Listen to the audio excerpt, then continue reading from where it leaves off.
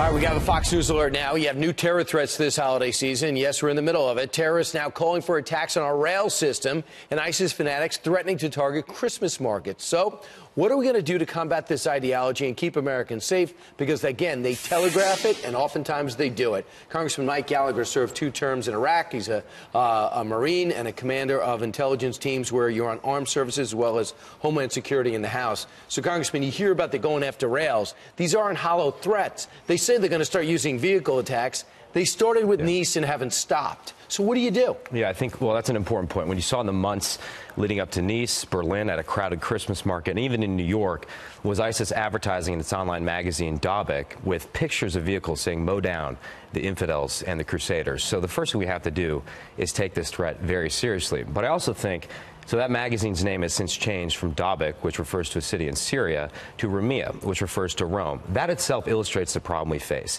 which is to say, as we squeeze ISIS in Iraq and Syria, we're going to see it pop up in other places. We had an attack in Egypt last week. ISIS has an affiliate there. As brutal as you can imagine. Exactly. 300 plus dead, 27 children. Exactly.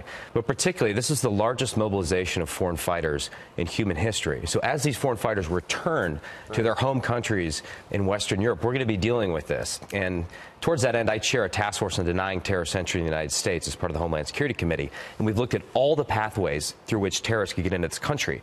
But the most difficult thing to confront is the reality that terrorists cross our borders thousands of times every day digitally. Right. And that capacity to inspire an attack is a very difficult problem to get at. And you know how much New York means to them. And you know how they reveled in the bike path killer. Exactly. And knowing that you have Penn Station, Grand Central Station, and New York City as a mecca, what does that make you feel? And how does the interaction between our counter-terror unit in the New York City, the FBI, and Homeland Security? Well, I think New York deserves a lot of credit, really developing NYPD and a lot of affiliated agencies developing a world-class counterterrorism But do they communicate well to the feds? Well, I think there's always room for improvement. I think the most important thing for us to do in the short term is to stay on offense in the Middle East, because the longer we allow groups like ISIS to gain and maintain territory, the longer they grow in the hearts and minds of disaffected young Muslims around the world. So we cannot let off on that pressure. But at the same time, we need to take a hard look at our own capabilities, particularly our intelligence authorities, some of which are critical and about to expire, that we need to reauthorize in Congress, but also that cooperation between local law enforcement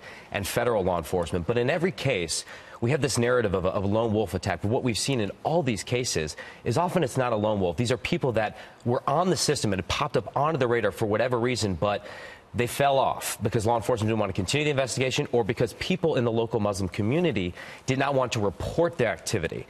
So we need to have that trust between the local community and law enforcement, and that in many ways is the best line of defense. And I would just say, as a military guy, you know, people every day thank me for my service, but the law enforcement folks are on the front lines every single day doing a dangerous job. And a job in which they're under constant scrutiny for, but they're asked to be on the tip of the spear, which is unbelievable. And you saw that in New York City last week, and we've seen it before. Congressman Mike Gallagher, glad you're on the job for us. Thank you. Instead of face paint, you're wearing a nice suit. Thanks so much for joining us.